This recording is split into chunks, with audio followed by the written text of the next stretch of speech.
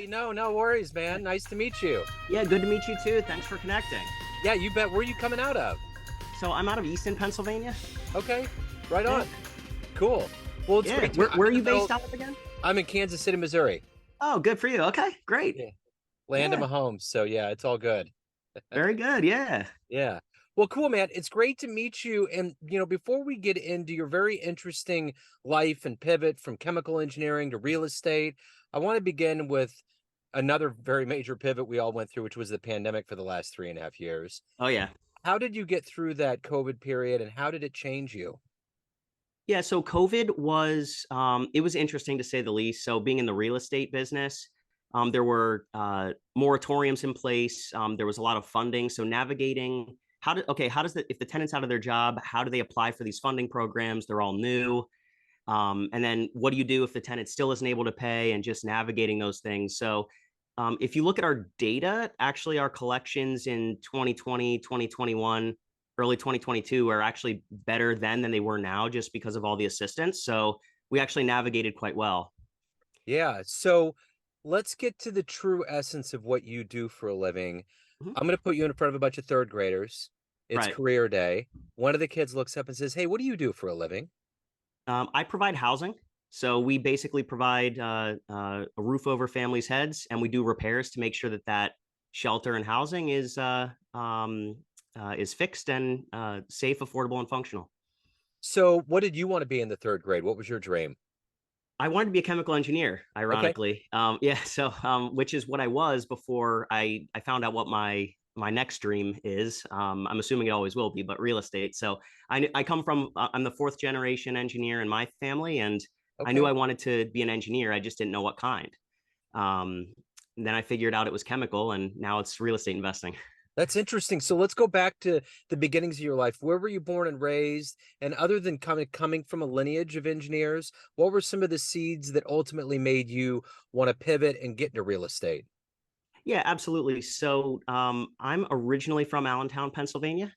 And then from there, my family moved over around different places. My parents split up when I was in the third grade. So because of some of those dynamics, and I just I remember running UPS routes and stuff like that with my parents when I was a kid, trying to make Christmas happen and stuff. So because of those things, financial security and independence was always important to me from a young age. And so that's how those seeds were planted early for me. And then I didn't know exactly how to get there, but I was always strong technically with math and science. And so that's what drew me to engineering. And I still do this less now, but I always was drawn to using mathematics and the laws of the universe, basically science, to help people and solve their problems. Um, just it wasn't able to provide the financial means that I was looking to achieve. So coming from Allentown, the Billy Joel song, are you guys over it? Oh man, yeah, I don't like that guy. I mean, we're I've and I heard that think before. yeah. I think originally it was written about Bethlehem Steel, which is the next town over, which was the largest steel company in the world at one time. Gotcha. And but I don't think it rhymed for Billy Joel.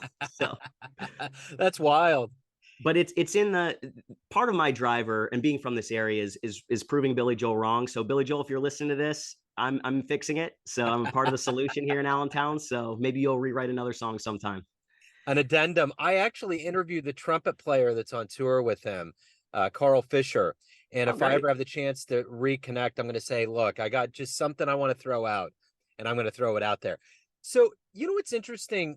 I go to the microbreweries. I'm in a little town outside of Kansas City called Lee Summit, and which is the same model for a lot of towns across America and even the world. Lots of microbreweries, lots of people making beer. And I heard that a lot of engineering students got to a point where they knew how to do it. They liked to drink beer. They wanted to make money, and they came out of school and they did that. Have you heard that too? One of my brother's good friends owns a brewery in Chambersburg, Pennsylvania. So I've seen it. I've seen it happen. Yeah. Okay. Because that's what they told me. They were like, all these guys that are in college sitting around like, do I really want to be in a dull corporate job or do I want to do something more vibrant? And they all started opening up these breweries, making money. They already know how to make the beer. and then they just have this life where they hire people to kind of be the brewmaster or do whatever you have to do. So that's what a cool twist of fate with all of that. Oh, absolutely. Yeah. I see a lot of the breweries popping up. It's a great thing. So, yep. Absolutely. So let me ask you this: in your life of obviously being highly motivated, who's been a hero for you? That's a good question. So, rest his soul, Sam Zell. He passed away a couple of months ago, and he has been an inspiration for me because, I mean, if you look into his whole story, he was born just before, and I forget which exact country. It might have been Poland, but before Nazi Germany took over, his family escaped. They were on the last train out, and he made it in the United States. And he'd been through so much, and really amassed. And he's the father of the REIT, the Real Estate Investment Trust. And I look up to him in so many ways, many of which because I don't do ground up construction. I buy existing and improve it, and that's Sam Zell's model. So I really look up to Sam. Overcame a lot of obstacles to get where he was, and he always said it like it is. So So if you can meet anybody alive on the planet right now and spend some time with them, who would it be? that's a good question. I'll have to think about that, but Okay. it would be, yeah, I mean, it would be, yeah, it would definitely be someone in the real estate space, one of the, Invitation Homes guys, or, one of those guys. Just, how did you get from where I'm at to where they are? Right. So, So speaking of somebody that's highly motivated in the real estate realm, what is that for you every day? What motivates you? What gets you out of bed? What gets you to want to accomplish what you want to get done? I think I've always been motivated to create something for my family, and to have financial independence for some of the things I said just about childhood reasons and things. Wanted to feel that purpose and worth. A really concrete example is my wife had twins in September, so we now have three under three. Yeah. So there's a family motivator, and then a personal motivator. I mean, I was told my first job out of college in 2010 was the depths of the Great Recession. I was a new engineer. There were barely any jobs, but I got one. And my boss at the time, it was an IT role. I had little training. There were no procedures, no documentation, and it was kind of like, here you go, figure it out and build these servers.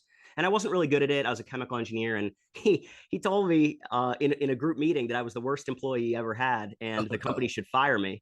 And I realized, like, look, I want to make my own way. I don't need someone else um, to provide a job. Or now I did side hustle for years, but I knew at that moment that I was going to try to become free from someone else's opinion of me dictating my future. Yeah. It's interesting. I have my day job is as an IT technician, and it's Oh, funny how great. that used to happen in companies. They would try to save money. They would throw you in. Now you have to have certifications and there's all these specifications. But Yeah. way back in the day, like I started in the late 90s, you just got grandfathered in. You learned on the job, Yeah. and that's just it. You sank or swam. Yeah, one day, and it was this old code. It's called ACL coding. Yeah. It's very ancient code, and not to get all techie, but I'll never forget this moment. I spent a day trying to. I kept this code kept breaking. It wouldn't run. Why wouldn't it load? And it was because in this language, a greater than was an exclamation point, and Oh I knew wow. at that moment I'm done with this. Yeah. I Yeah. I bro- I spent an entire day, and that's what it was because I put the wrong symbol, and it would be a normal symbol that most people would put. So, and I was like, I'm done. I'm done with That's this. it. No, I good knew for I knew you. that I knew I had to move on from that space at some point. Now I continued to work as a W-2 employee for 13 years thereafter, Yeah. but I knew that at that moment and other moments that I Yeah. needed to pave my own way. Yeah, there's always a calling. Sometimes it makes sense, other times you just got to get out for For sure. me, it was an exclamation point, Yeah, that's and it. some mean words from my first boss, but and there's more, but those are just some of the examples. What a metaphor. So, Yeah. so let me ask you this, of all of the things that you've done professionally, what's been the best feedback, the best fan letter, so to speak, you've ever gotten? That I've received. Yeah. Persistence and grit. My my boss, who I actually moved on. I worked for him for 6 years. I moved on last year, and um he I would get stuck at some points, or even get 85 to 90% of the way through the a project, and I wouldn't want to get it across the goal line, or there'd be barriers or obstacles, and he drilled into me persistence, grit, get it done. You can do it. And I say that with my team today. Let's not let let's not let the little challenges or even the moderate level challenges stop us. Let's bulldoze through that. Yeah, for sure. So at the end of the day, let's say you have a dream tonight. You run into a much younger version of yourself, like when Mhm. you were getting into chemical engineering and you had this idea in your head. And you could give that young version of you a piece of advice based on the wisdom that you've gained, the life experiences you've lived through. What advice would you give your younger self? Yeah, that's a good question. I think about that sometimes. I would try to tell my younger self to not work so hard on the wrong things, but work hard on the right things. And what I mean by that is I used to cut my budget excessively where I wouldn't do social things with friends. I wouldn't go out to eat. I was living in a friend's basement to try to save money. And I was working hard, but I wasn't working hard in the right areas. I didn't understand about finance and money and how you can leverage capital to achieve the same result that I was doing by basically lowering my quality of life. So I Right. would tell my younger self to expand my means, expand my thinking, rather than cut it. So the one thing about real estate for most people out there, it's one of the biggest investments. It's one of the biggest movers, like economically speaking, that they're going to do in their lives. And as someone that's a real estate expert, I'm curious, real estate's really chained to kind of what's going on with the economy at the time. Is there ever truly a good time or truly a bad time to move and get involved with it? Um, I usually think of it that it's not timing the market, it's time in the market that matters with real estate. So real estate is kind of slow and dumb in the sense that the trends are longer term trends. You could see if people are moving into an area or moving out. You can see if they're blighted homes or not blighted homes. So I don't really, for the listeners, I don't think that there's a time where you could say there are few times that in over the last 100 years where you could point to and say that was a bad time. Maybe 2006, 2007. But it's really time in the market than timing the market.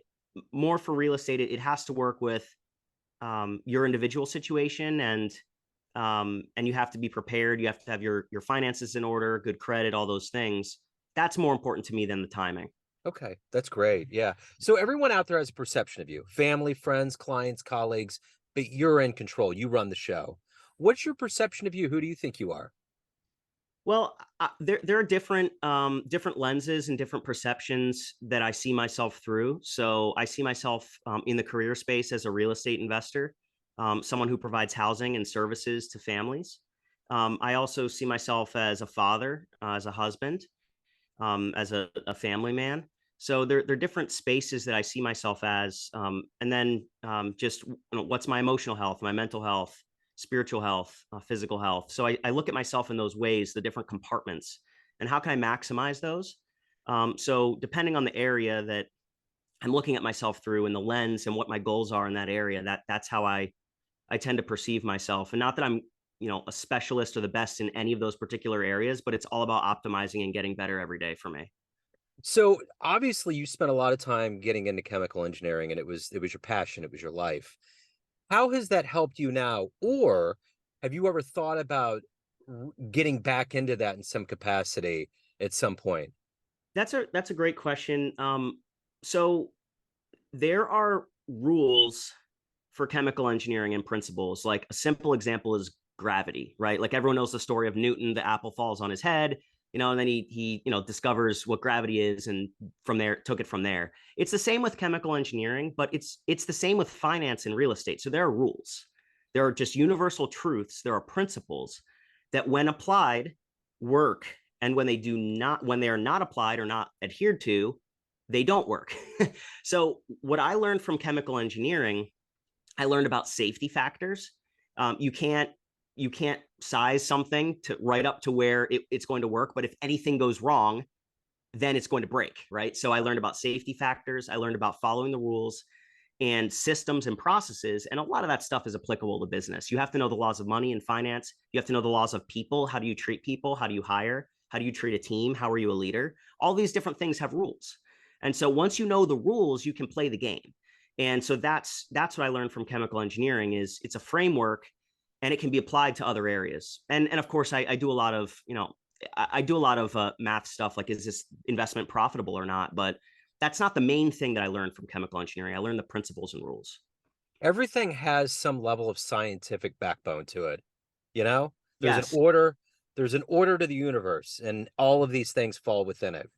Well, that's right. And don't ask me to fix anything. Like you ask my wife, like, don't give me the tools. I'm not the, that's why I went into chemical engineering and not mechanical or electrical, because Uh-huh. it's, so I didn't really get too much on the physical house. It's, it's more just using the math, using my general understanding for its really to just figure out if the deal makes sense and how's the Yep, deal doing mathematically. absolutely. And we So need that. We need it badly. So, Matthew, if anyone out there wants to reach out to you, hire you, find out about what you're doing, where can they go? What can they do? yeah, you can visit my website, pezonproperties.com. There's a form there. You can reach out if you're interested in real estate investing, and we do a lot of things, marketing, other things that we're doing online. So happy to meet. Just send us an email on our website, and we can go from there. Right on. This has been great, man. Thank you for your story. Thank you for your time today. I appreciate it. Likewise, thanks for having me. Take care.